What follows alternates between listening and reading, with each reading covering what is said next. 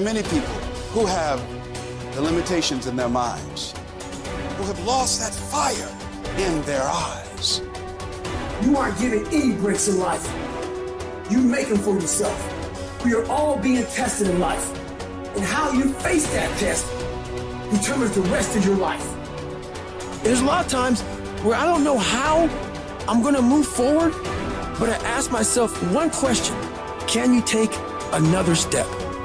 And that answer is always yes. Wherever focus goes, energy flows. So why don't we tap into that power now for your business and life? The part of beginning to get unstuck, you've got to decide that the behavior pattern that you have adopted doesn't work for you. You've got to change your strategies, and changing your strategy means reinventing your life, recreating you, and you have the power to do that. You want to take responsibility for your life. You can decide that you're going to change, that you're not going to be a wimp. I got me here, I can get me out of this, and I'm getting out. It's not easy reaching your dreams. It's not easy to achieve a happy and fulfilled life. It's not easy getting up every day, fighting, going through the daily struggles, getting rejected constantly, getting laughed at all the time, going through trials and tribulations, facing the pain of defeat over and over again. It is not easy, but if you do it, it is worth it. See, when people ask you, say, how you doing? Even if you're having some difficult times, say, I'm blessed and highly favored. Because anytime you wake up and you don't have a white chalk outline around your body, it's a great day. You got to tell yourself that no matter what gets in my way, I'm going to keep going. I'm going to keep moving. I'm going to keep winning. I'm going to keep surviving. It's everything that you want, because you went through that pain of that journey. It felt like he wanted to just knock you down and say, you know what? You can't do it. Understand that it's going to be trials and tribulation. That we'll have storms, but they will have sunshine after the rain. But that depends on you and how bad do you truly want it. Nothing in life will hold you back if you trust in yourself and you trust in the process. And at the end of this race, guys, you're going to be more capable. Through that effort, builds the character, the person you want to be at the end. Accept that.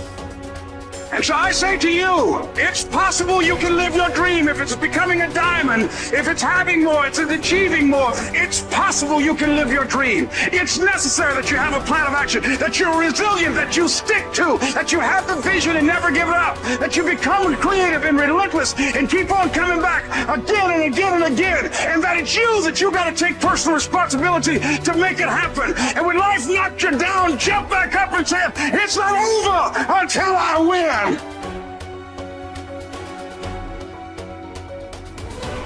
What does success look like? What does it take?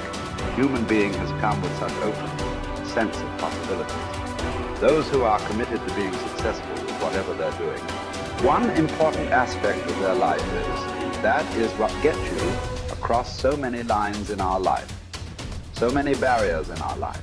This happened in your school, maybe later in your university, later in your work. It's happening to people, maybe not everyone, but to a whole lot of people. Their commitment to success is weak. They want to succeed. They will take 3 steps. Then something little interesting happens here. They will go away here. They will go away there. They will go away there. Hey, I want to live. Their commitment to success is weak. Either situations around them in some way, situations can impede you from doing what you're doing very easily. Many times it happens to everyone. But when this happens, people weaken their commitment for their success. Maybe physically they'll feel a little weak. They will weaken their commitment to success. Maybe their emotions slosh around a little bit. They will weaken their commitment to success. So our commitment to success should not weaken because there is social drama going on, or physiological drama, or psychological drama. Whatever happens, your commitment to success should not weaken. That is what gets you across so many lines in our life, so many barriers in our life. So what does success look like? What does it take? Those who have been very successful, either in music, sport, art, business, spiritual process, doesn't matter what. Those people never know when they ate, when they slept, when they got afternoon rest. I have not seen such a thing in my life. So those who are committed to being successful with whatever they're doing, one important aspect of their life is they're not settling down where it's very comfortable. Because comfort will happen when they lower you to the very, very comfortable. Have you seen how comfortable they are? Once they're dead, if you throw them there also, they're comfortable. If you lower them, they're comfortable. Right now, it's about ensuring that there is profoundness of experience and there is impactfulness of activity.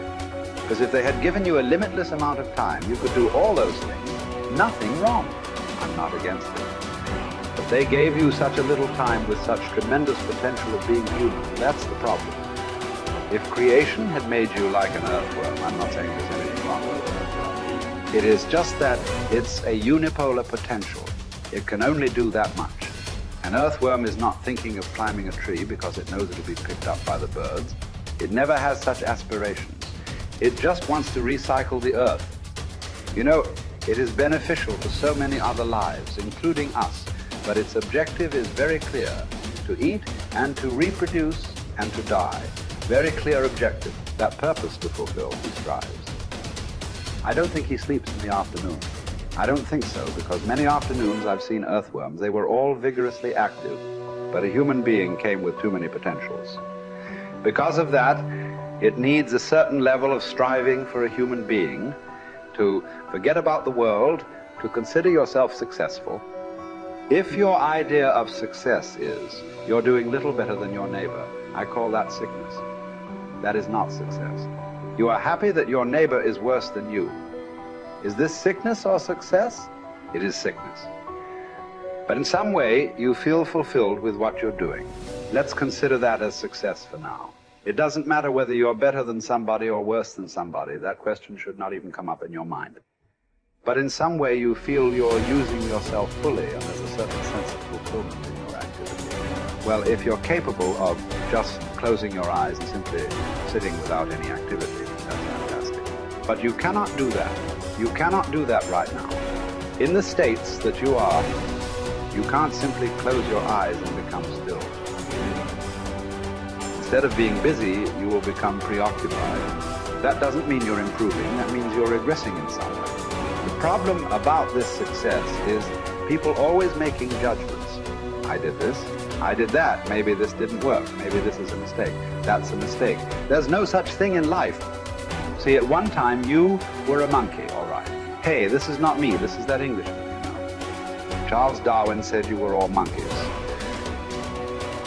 At one time you were a monkey just a brief while ago. Was it a mistake that you committed? That you were a monkey? Or was it just a certain stage of evolution? Was it a mistake or was it just a certain stage of evolution? Similarly, since you were born, because as a human being, you're born largely unformed, unlike other creatures. Other creatures, if their food is taken care of, they know what to do with their life. Because human being has come with such open sense of possibilities. You come unformed. You don't come fixed. You have to fix yourself. Different people throw different types of balls at you. From all over, your parents, your teachers, the school, the neighbors and society and the world throws all kinds of things at you. To gather all this muck and make something worthwhile out of yourself is your business. That's your success. It doesn't matter whether somebody thinks you're worthwhile or not. You feel you are a worthwhile life. Good enough for now. World may not recognize. It doesn't matter. But you know you are worthwhile.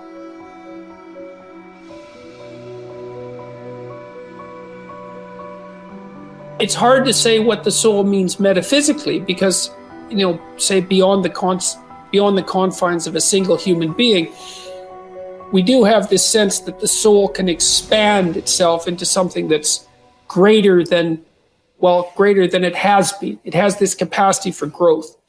And we do have the sense that the soul can expand itself to the point where it's enlightened, for lack of a better word, that it's working as efficiently as possible to transform everything that's unnecessarily painful and malevolent about the world into what's positive and good.